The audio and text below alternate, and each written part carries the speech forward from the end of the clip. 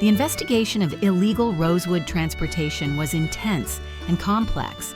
Authorities had intercepted a vehicle from the border area carrying large quantities of timber without proper licensing, traveling along unauthorized routes. Among the detained were 3 people, including a driver who claimed to be merely a hired hand, uninvolved in the exploitation behind the shipments. The rosewood was notable, 5 meters long, weighing a ton, with expert cuts signaling the work of professionals and a well-organized network. The driver stated he was hired by a man known as Mao, but had no knowledge of the true mastermind behind the operation. Police speculated that a powerful figure, known only as the General, was orchestrating activities from behind the scenes. His real identity was unknown and unspoken, with even Mao cautious about mentioning his name more than once. This general controlled the operation through intermediaries, wielding influence either as a government official or a business magnate, though his precise role was a guarded secret. Intimidation and threats surrounded anyone who dared question or reveal the general's identity. One man who asked too many questions disappeared, his body found in a stream, reinforcing a climate of fear within the investigation. Authorities faced a grave dilemma, recognizing internal leaks protecting the criminals. They gave the driver a stark choice: serve a harsh prison sentence or cooperate fully with the investigation under the state's protection. The driver chose to cooperate, providing all information except the general's identity, and was kept under security to reconsider. Behind the operation was a formidable force whose grip reached far. Police leadership demanded rapid and thorough investigation to dismantle this network. The urgency was heightened by the need to protect those involved in the case, including witnesses and officers vulnerable to reprisal. Amid this backdrop unfolded the story of lytuteuca, the daughter of a forestry company owner caught unwittingly in the wider turmoil. She endured abandonment and loss in her youth, having been adopted by a woman named Mrs. Tieu, who later disappeared, leaving Kai isolated and struggling. Her life was a mosaic of hardship amid rising prosperity in the world around her. Authorities moved Kai out of harm's way, placing her in a safer, older residence and ensuring she received medical care. Her longing to find her biological and adoptive mothers lingered despite her isolation. The silence was heavy, yet she summoned courage to endure her circumstances, determined not to let her painful past define her future. Support came unexpectedly from a kindly policeman named Henry, who provided necessities, food, and quiet comfort. His presence was a light in bleak times, offering a fragile hope for renewal. This bond kindled a tentative safety and warmth for Kai. On a practical level, daily life offered small comforts amid instability. Henry helped bring blankets, pillows, and food, easing the starkness of her lodging. Shared moments like cooking together, despite Henry's unfamiliarity with household tasks, fostered a sense of belonging, fragmentary but precious in a life upturned. Investigators pressed the inquiry deeper, focusing on Mao's role and the protective shadow of the general. Witness protection measures were expanded to stave off intimidation. The fight was to expose wrongdoing and protect the vulnerable at the same time. Kai often reflected on her mother's memory and hope for reunion, overwhelmed yet resolute. The rain became a metaphor for cleansing pain and washing away past wounds. Though uncertain, she vowed forward resilience. This tale bound personal struggle with wider corruption.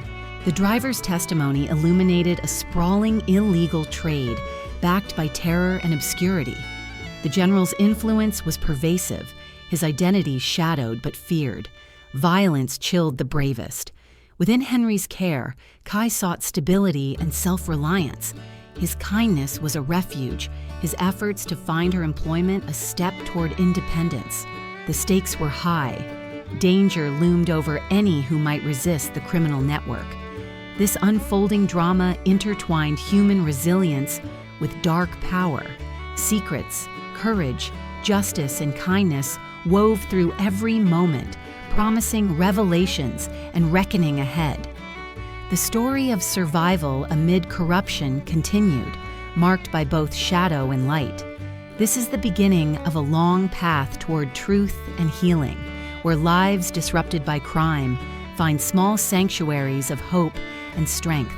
Henry's kindness and the police's relentless pursuit offer a glimpse of justice striving to break through fear's veil. The story delves further into the intricate and perilous world behind the illegal logging and timber trafficking operations in Vietnam, shedding light on the systemic corruption, the human cost, and the complex intersecting forces at play. The sprawling criminal network that the investigation seeks to unravel is but a fragment of a much wider issue plaguing the region's forests and communities. Illegal timber exploitation in Vietnam is a notoriously entrenched problem, involving multiple layers of actors ranging from local woodcutters to powerful officials and organized crime syndicates. The legislation, while strong on paper, confronts challenges on the ground. Violations include harvesting trees without permits, exceeding authorized quotas, trespassing protected forest areas, and trafficking endangered or protected species. Offenders range from lone individuals to large enterprises that operate with impunity, often shielded by influential figures within governmental or commercial hierarchies. The driver's revelations about the elusive figure dubbed the General resonate with this broader context. A shadowy patron who manipulates covert chains of command and controls illicit routes, protected by threats and violence. The influence of such characters highlights the blurred lines between legality and lawlessness, demonstrating how governance structures can be compromised by collusion and corruption. These figures are not merely criminals, but actors embedded in a system that tolerates and even facilitates forest crimes for financial and political gains. The investigation into exploited rosewood, particularly prized for its rarity and demand in international markets, reflects the high stakes involved. The timber's prize status fuels a highly lucrative black market, motivating sophisticated operations that rely on secrecy and intimidation. The complexities draw attention to how resource wealth can be exploited to reinforce power disparities, perpetuate environmental degradation, and destabilize communities dependent on forest ecosystems. Meanwhile, the young woman, lytuteuca, becomes symbolic of the innocence caught at the intersection of this harsh reality. Her personal journey intertwines with the macrocosm of environmental crime and law enforcement, highlighting the consequences felt beyond the corridors of power. The loss of her adoptive guardian and the shadows looming over her biological ties reveal the vulnerabilities faced by those living in the margins, individuals unable to shield themselves from broader societal failings. Kai's gradual discovery of kindness amid adversity, especially through Henry's support, contrasts with the systemic forces of threat and fear.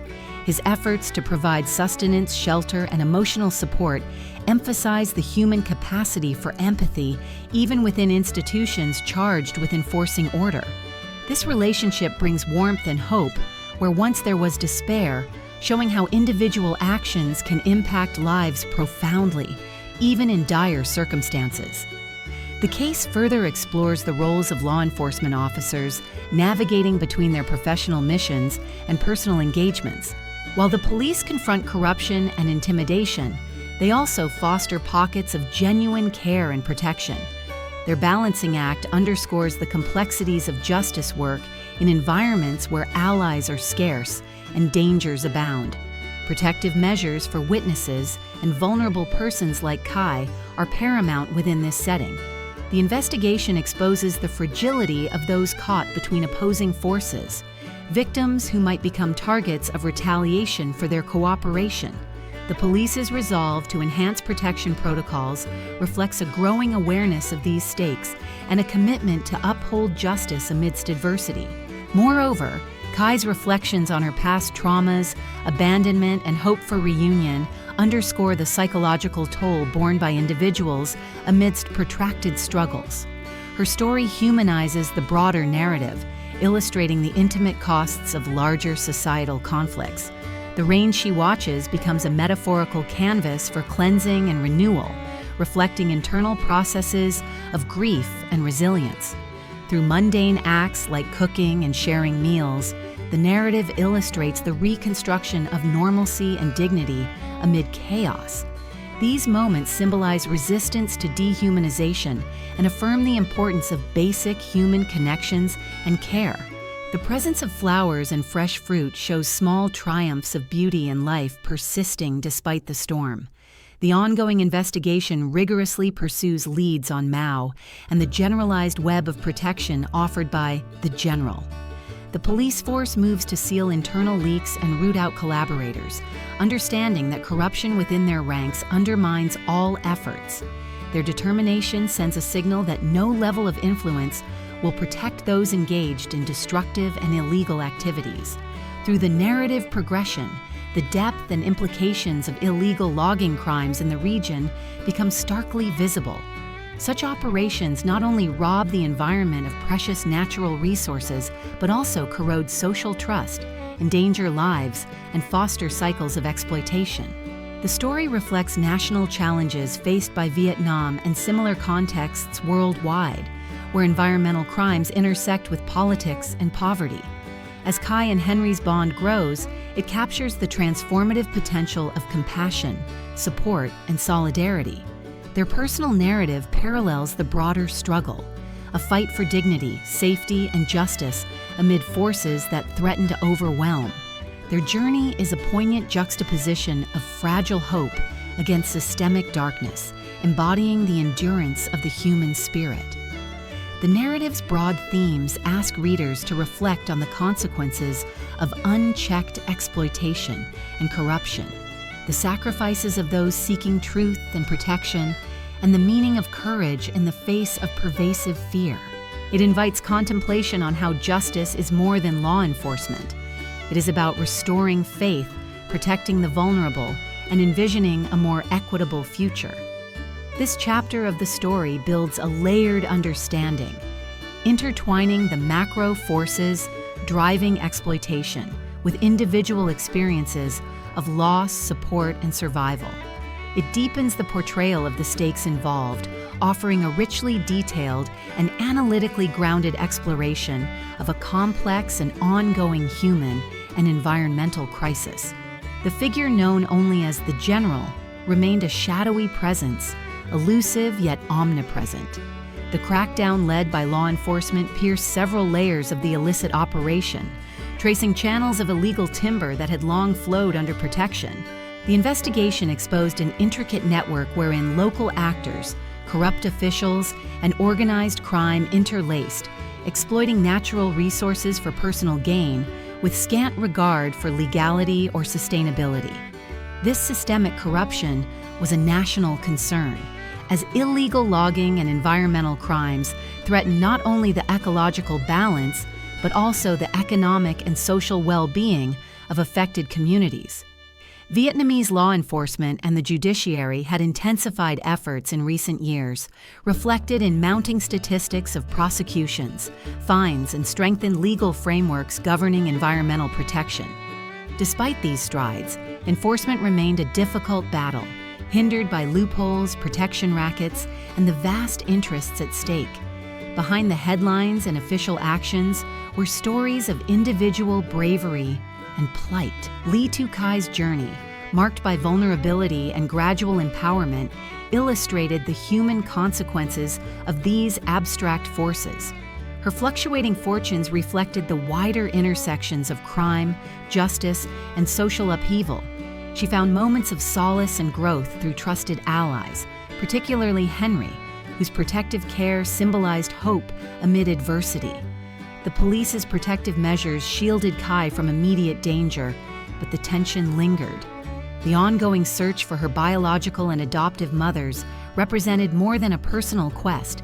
It embodied the longing for rootedness and belonging disrupted by the turbulence of crime and loss. The duality of her existence, caught between the shadows of her past and the promise of new security, highlighted the fragile balance victims of environmental crime must navigate. The investigation's breakthroughs uncovered not just individuals responsible for timber trafficking, but revealed the deeper mechanisms perpetuating environmental crimes. Confessions, surveillance, and pressure led to the dismantling of certain rings, exposing connections between the trafficked timber and higher echelons of power. Internal audits within law enforcement sought to eliminate leaks, signaling growing accountability. Vietnam's environmental crime challenges mirrored those of many nations grappling with resource management dilemmas. The government increasingly recognized that safeguarding natural heritage required comprehensive strategies spanning legal oversight, community involvement, and international cooperation. Policies evolved to include tougher penalties, expanded definitions of offenses, and improved preventive frameworks. The demands of justice encompassed more than punitive measures. Restorative approaches sought to rebuild affected communities and heal ecological wounds. Projects aimed at sustainable forestry management, reforestation, and economic alternatives for vulnerable populations represented proactive steps toward long-term solutions. Collaboration between police, environmental agencies, and social entities grew stronger to address the complex causes and effects of environmental crimes. Kai's personal transformation reflected these broader narratives. From a displaced, fearful girl to a young woman gaining stability and hope, her story embodied resilience. The kindness extended by Henry and her small circle of supporters underlined the importance of compassion amidst harsh realities. The renewal she experienced was gradual, underscored by the enduring scars of loss and the shadow of ongoing threats. The tension between light and darkness remained tangible. While law enforcement achieved significant victories, the environmental crime fight was far from over. Those once empowered by illicit profit resisted with subtle means, and the persistence of illicit networks reminded that vigilance must continue. The overlapping spheres of officialdom and criminal enterprise perpetuated challenges requiring constant scrutiny and adaptation. Meanwhile, the rain that had once symbolized sorrow and cleansing took on new significance. It bore witness to both the tragedies endured and the regenerative potential of justice and care. The story closed with a cautious optimism, the possibility that through dedicated effort, the cycles of exploitation could be broken and a more just, sustainable future embraced.